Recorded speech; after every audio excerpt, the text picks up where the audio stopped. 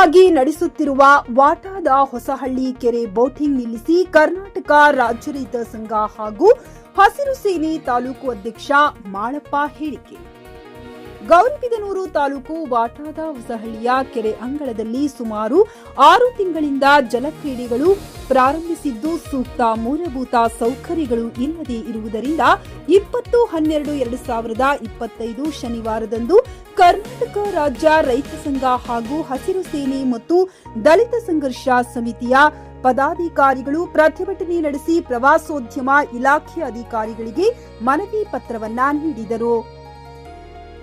ಈ ವೇಳೆ ಕರ್ನಾಟಕ ರಾಜ್ಯ ರೈತ ಸಂಘ ಹಾಗೂ ಹಸಿರು ಸೇನೆ ತಾಲೂಕು ಅಧ್ಯಕ್ಷ ಮಾಳಪ್ಪರವರು ಮಾತನಾಡಿ, ಜಲಕ್ರೀಡೆಗಳಿಗೆ ಟೆಂಡರ್ ಆಗಿ ಸುಮಾರು 6 ತಿಂಗಳಾಗಿದೆ. ಇಲ್ಲಿಯವರೆಗೂ ಪ್ರವಾಸಿಗರಿಗೆ ಮೂಲಭೂತ ಸೌಕರ್ಯಗಳನ್ನ ಒದಗಿಸದೆ ಇವರು ಬೋಟಿಂಗ್ ಅಕ್ರಮವಾಗಿ ನಡೆಸುತ್ತಿದ್ದಾರೆ.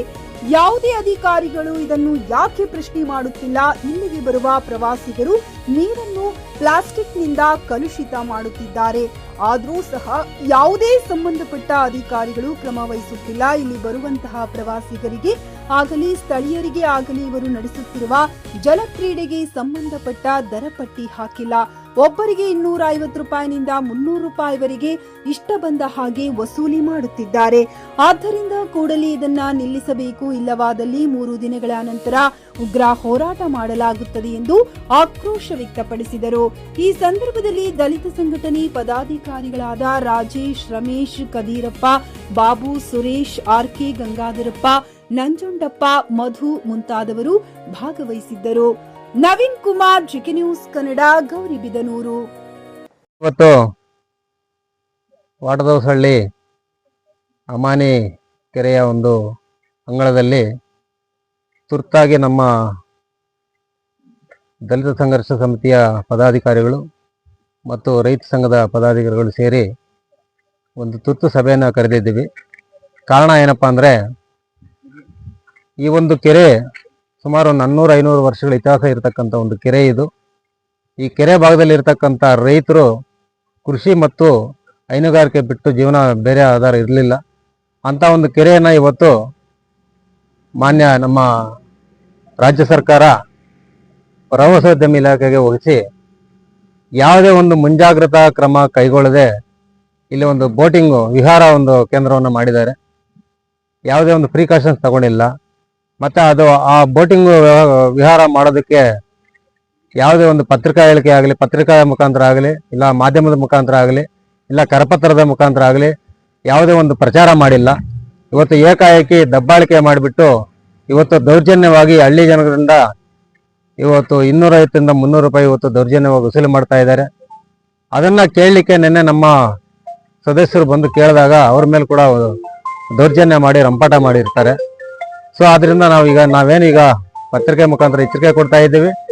ಇದಕ್ಕೆ ಸಂಬಂಧಪಟ್ಟಿರ್ತಕ್ಕಂಥ ಪೊಲೀಸ್ ಇಲಾಖೆ ಆಗ್ಬೋದು, ಪಂಚಾಯತಿ ಅಭಿವೃದ್ಧಿ ಅಧಿಕಾರಿಗಳಾಗ್ಬೋದು, ಮತ್ತು ಈ ಸಣ್ಣ ನೀರಾವರಿ ಇಲಾಖೆಯವರಾಗ್ಬೋದು, ಪ್ರವಾಸೋದ್ಯಮ ಇಲಾಖೆಯವರಾಗ್ಬೋದು, ಇಲ್ಲಿ ಬಂದ್ಬಿಟ್ಟು ಇಲ್ಲಿ ಏನಾಗ್ತಾ ಇದೆ, ಇಲ್ಲಿ ಆಂಬುಲೆನ್ಸ್ ಇಲ್ಲ, ಶೌಚಾಲಯ ಇಲ್ಲ, CC ಕ್ಯಾಮ್ರಾ ಅಳವಡಿಸಿಲ್ಲ, ಪ್ರಿಕಾಷನ್ಸ್ ಯಾವುದೇ ವಿಧವಾದಂಥ ಪ್ರಿಕಾಷನ್ಸ್ ತಗೊಂಡಿಲ್ಲ, ಮುಂಜಾಗ್ರತೆ ಕ್ರಮ ಇಲ್ಲವೇ ಇಲ್ಲ. ಆದ್ದರಿಂದ ನಾವು ಇವತ್ತು ಮೊದಲನೇ ಎಚ್ಚರಿಕೆ ಕೊಡ್ತಾ ಇದ್ದೀವಿ. ಈ ಒಂದು ಸೋಮವಾರ ಇಲ್ಲ ಮಂಗಳವಾರದೊಳಗಡೆ ಸಂಬಂಧಪಟ್ಟ ಇಲಾಖೆಯವರು ಬಂದ್ಬಿಟ್ಟು ಇಲ್ಲಿ ಈ ಒಂದು ಸ್ಥಳವನ್ನು ಪರಿಶೀಲನೆ ಮಾಡಿ ಈ ಒಂದು ಬೋಟಿಂಗ್ ವ್ಯವಸ್ಥೆಯನ್ನು ಕ್ಯಾನ್ಸಲ್ ಮಾಡಬೇಕು. ಮತ್ತು ಅದನ್ನು ಅಧಿಕೃತವಾಗಿ ಟೆಂಡರನ್ನು ಕರಿಬೇಕು, ಅದರ ಬಗ್ಗೆ ಮಾಹಿತಿ ಕೊಡಬೇಕು, ಸಾರ್ವಜನಿಕವಾಗಿ ಸಭೆಗಳು ಕರಿಬೇಕು. ಇದೆಲ್ಲ ಆದಮೇಲೆ ಅವರು ವಿಹಾರ ಇದು ಪ್ರವಾಸೋದ್ಯಮ ಇಲಾಖೆಗೆ ತಗೋಬೇಕಂತ ಹೇಳ್ಬಿಟ್ಟು ನಾನು ಈ ಎಚ್ಚರಿಕೆಯನ್ನು ಕೊಡ್ತಾ, ನಾನು ಬುಧವಾರವರೆಗೂ ನಿಮಗೆ ಒಂದು ಅವಕಾಶ ಕೊಡ್ತಾ ಇದ್ದೀವಿ. ಬುಧವಾರದ ಒಳಗಡೆ ತಾವು ಸಂಬಂಧಪಟ್ಟ ಇಲಾಖೆಯವರು ಬಂದು ಇಲ್ಲಿ ಇದರ ಬಗ್ಗೆ ಇತ್ಯರ್ಥ ಮಾಡದೆ ಹೋದರೆ ನಾವು ಗುರುವಾರದಿಂದ ನಾವು ರಸ್ತೆ ತಡೆ ಮಾಡಿ ಧರಣಿ ಮಾಡ್ಲಿಕ್ಕೆ ಕೂಡ ನಾವು ತಯಾರಿ ಮಾಡ್ಕೊಂತ ಹೇಳ್ಬಿಟ್ಟು ಮಾಧ್ಯಮದ ಮುಖಾಂತರ ನಾನು ಎಚ್ಚರಿಕೆಯನ್ನು ಕೊಡ್ತಾ ಇದ್ದೀನಿ. ಏನು ಪ್ರವಾಸೋದ್ಯಮ ಇಲಾಖೆಯವರು ಒಂದು ಏನು ಬೋಟಿಂಗ್ ಟೆಂಡರ್ ಮಾಡಿದ್ದಾರೆ, ಯಾರಿಗೂ ಗೊತ್ತಿಲ್ಲದೆ ಅವ್ರು ಇಷ್ಟ ಬಂದಂತೆ ಯಾರಿಗೋ ದುಡ್ಡು ತಗೊಂಡು ಅವ್ರಿಗೆ ಇಷ್ಟ ಬಂದಂತೆ ಗುತ್ತಿಗೆದಾರನ ಕೊಟ್ಟುಬಿಟ್ಟು ಇಲ್ಲಿ ಸ್ಥಳೀಯ ಜನರಿಗೂ ಸಹ ತೊಂದರೆ ಮಾಡ್ತಾ ಇದ್ದಾರೆ ಮೊದಲನೇದಾಗಿ. ಮತ್ತೆ ಇದು ನೀರು ಅಷ್ಟೇ, ಪರಿಸರನೆಲ್ಲ ಹಾಳು ಮಾಡ್ತಾ ಇದ್ದಾರೆ ಬಂದ್ಬಿಟ್ಟು. ಇಲ್ಲಿ ಪೇಪರ್ಗಳಾಗ್ಲಿ, ಎಸೆದಾಗ್ಲಿ, ಕಸ ಆಗ್ಲಿ ಎಷ್ಟು ಬಿದ್ದಿದೆ ನೋಡಿ ಅವ್ರು ಬಂದ್ಮೇಲೆ ಇಲ್ಲಿ.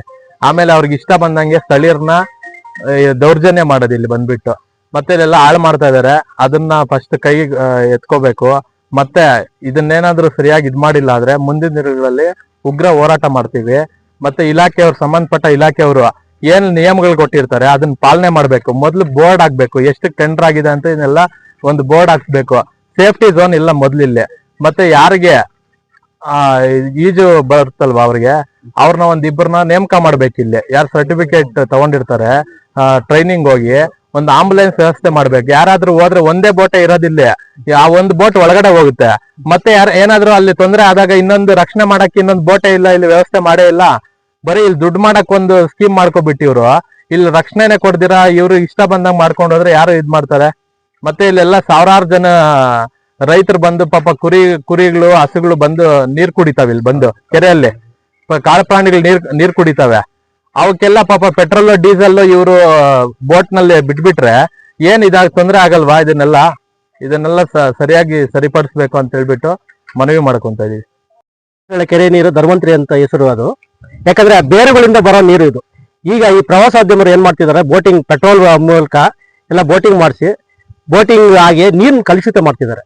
ಈಗ ವಿತೌಟ್ ಫಿಲ್ಟರ್ ಈಗಲೂ ಎಷ್ಟೋ ವರ್ಷ ಇದ್ರೂ ಕೂಡ ಆ ನೀರು ಕುಡಿಬಹುದು. ಅಂತ ವಾಟರ್ನ ಕೆಡ್ಸಕ್ಕೆ ಇವರು ತಯಾರಿ ಆಗಿದ್ದಾರೆ. ದಯಮಾಡಿ ಇದನ್ನ ನಿಲ್ಲಿಸಿ ನೀರನ್ನು ಸಂರಕ್ಷಿಸಿ ಅಂತೇಳಿ ನನ್ನ ಮಾತು. ಕಣ್ಣಪ್ಪ ಅಂತೇಳಿ. ಫ್ಲಾಟ್ ಖರೀದಿಸುವ ಪ್ಲಾನ್ ಇದ್ದೀರಾ?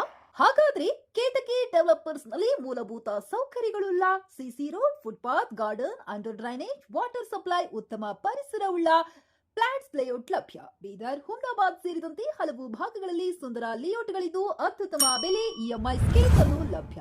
ಹಾಗಿದ್ರೆ ತಡೆಯಾಕೆ? ಹಿಂದೆ ಸಂಪರ್ಕಿಸಿ 7676474747 MD ಸಂಗಮೇಶ್ ಚಿದ್ರಿ, ಹುಮ್ನಾಬಾದ್. ಗ್ರಾಹಕರ ಸ್ಯಾಟಿಸ್ಫ್ಯಾಕ್ಷನ್ ನಲ್ಲಿ ನಂಬರ್ 1 ತೃಪ್ತಿಕರ ದಾಯಕವಾದ ಹುಮ್ನಾಬಾದ್ನ ಎಸ್ವಿ ಟಿವಿಎಸ್ ಶೋರೂಮ್ ನಿಮಗಾಗಿ ತರುತ್ತಿದೆ ಹೊಸ ಮಾಡೆಲ್ಗಳ ಹೊಸ ಬೈಕ್ಗಳು. ಇಲ್ಲಿ ಟಿವಿಎಸ್ ನ ಸ್ಪೇರ್ ಪಾರ್ಟ್ಸ್ ಹಾಗೂ ಸರ್ವಿಸ್ ಕೂಡ ಲಭ್ಯ. ಹಾಗಿದ್ರೆ ತಡೆಯಾಕೆ? ಹಿಂದೆ ಭೇಟಿ ನೀಡಿ. ನಾಗಲಕ್ಷ್ಮಿ ಧಾಬಾ ಹತ್ತಿರ, ಗುಲ್ಬರ್ಗಾ ರೋಡ್, ಹುಮ್ನಾಬಾದ್. ಹೆಚ್ಚಿನ ಮಾಹಿತಿಗಾಗಿ ಸಂಪರ್ಕಿಸಿ 8494951009.